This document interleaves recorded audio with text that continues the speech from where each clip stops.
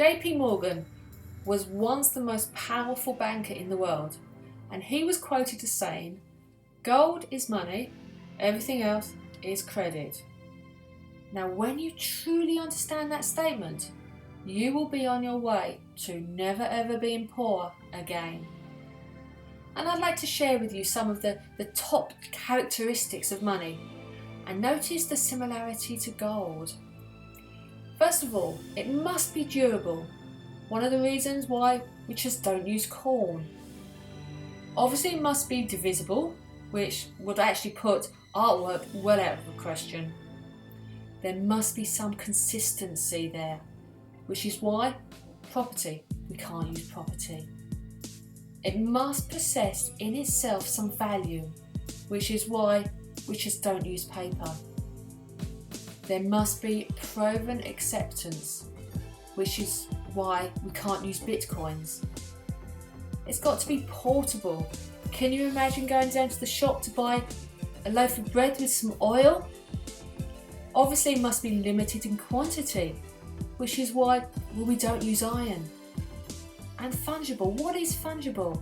It must be used and trusted everywhere. It's got to be acceptable. It's got to be interchangeable in everywhere in the world.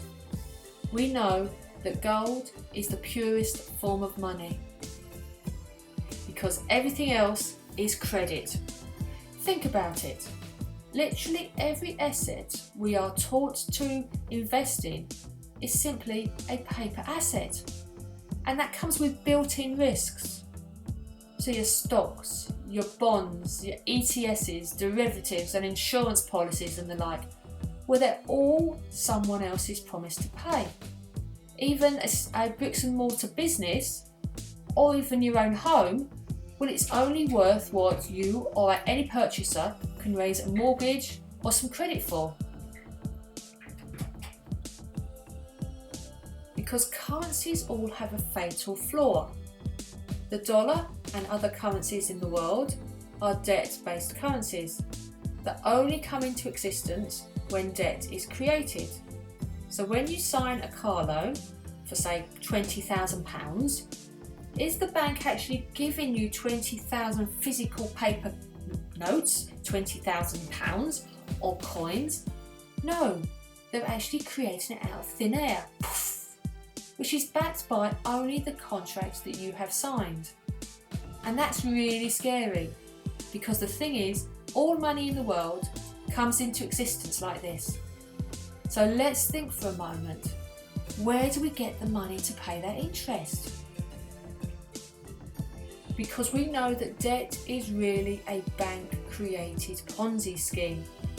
Yes, and the only way this system functions is for more debt to be created every year and then added to the debt of the interest that created the year before, which means that every generation ends up paying for the debt of the previous generation. And obviously this can only lead to disaster, as there'll always come a point when the accumulated debt becomes so large it becomes impossible to even pay the interest. Yes, gold can be hidden, and it can be hidden for centuries if necessary, years and years if necessary. And now with governments increasingly looking to steal, borrow wealth from our retirement accounts, having private issue gold in your hand is very, very powerful, a way of taking control of your financial security. Private issue gold, it means it's not controlled by the bank, it's controlled by you.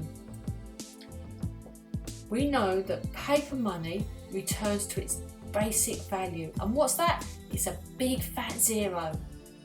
Man has created paper money for many years, and they have all met the same fate. All have disappeared, and even now the dollar is fast becoming worthless. Since the beginning of the Federal Reserve in 1913, the dollar has lost 97% of its value. It's defaulted on its promise to pay in silver way back in 1964, and then in 71 President Nixon removed the gold standard from the dollar. Do you really think your nation's money will fare any better? Gold is stored energy. Yes, gold is really valued by the amount of energy that is put into the finding, the mining and the refining of it. It's concentrated labour and energy. Given that we are coming close to the end of an era of relative peace and abundantly cheap energy, it obviously makes sense to own some gold. Knowing that resources are declining and life will get more expensive and way more dangerous.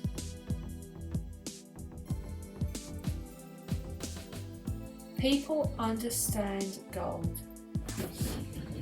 You could go to any civilization with a few grams of gold anywhere around the world, in the past, the present or the future, and yet not even knowing the language, you would be able to buy everything you needed. And that's actually impossible to say with any of the paper currencies that most people use today. So let's talk about China and India. They are the past and they're the future. At one time, China and India combined for half of the world's financial output. Only after the British colonised India and funded a 20-year opium war with the Chinese that the trend changed and poverty came to those nations. Now those and others like say Russia, Iran, Indonesia, South Africa, well, they're wise and they're seeing the ways of the Anglo-American powerhouse, and they're buying gold to protect themselves from others interfering with their economy. Most Westerners, they pay little attention to the massive changes that are happening in the world today. Few realise the world is moving away from the American dollar. Did we know that China has signed many trade deals with lots of nations from the likes of Japan and Russia and Australia? Well, they want to dump the dollar. We also know that Russia is about to sign a massive deal with China, and this will give the world's largest energy producer and the world's largest manufacturing power, well, they will be able to trade without dollars. Basically, what this means is the world is building another world, one without the USA, and very soon they will find themselves on the outside looking in. Hard days are coming, and it will not be long before those that create the energy and the goods demand real wealth for their return on their real assets. When that day comes, if you do not have real wealth, you simply have nothing to offer, well, other than your labour. And this will lead to most, if not all, fighting for survival. As the paper economy collapses, we need to have some gold because it's protection for you and your family from a very harsh reality that is on its way. We know gold is rare. If you took all the gold in the world today and put it into a cube, that cube would have 65-foot sides and would fit under the Eiffel Tower. Today there's an estimated 155,000 tonnes of gold that has ever been mined. And we know the majority of humanity will never own, let alone touch gold, and people will need to have real wealth to make the exchange to the next monetary order. And gold is going to act as the basis for this new financial currency, as it's universally accepted as money. What are you doing to prepare your family for when that day comes? So let's think, what is your money actually worth today? A $100 bill in 1913? Well, it's worth only $2 today. The same goes for your pounds, your yens, your euros, and we call it inflation. So now your money is just about worthless. and the banks will keep printing more. It's called quantitative easing. But what if you could turn it around $1 at a time, £1 at a time, €1 at a time, and make your money worth more than it is today, but just by exchanging it for gold before your cash is well and truly worthless? But you ask yourself, how can I afford gold at today's prices? Well, by buying 1 gram at a time. And this is so important because gold is the future, and as from as little as €65, you can exchange your almost worthless paper money for something real, something tangible, something you can hold, something that keeps its value and can be stored securely, is easily accessible, just like a bank, but a bank account that's backed by your control, backed by your gold, and it's under your control.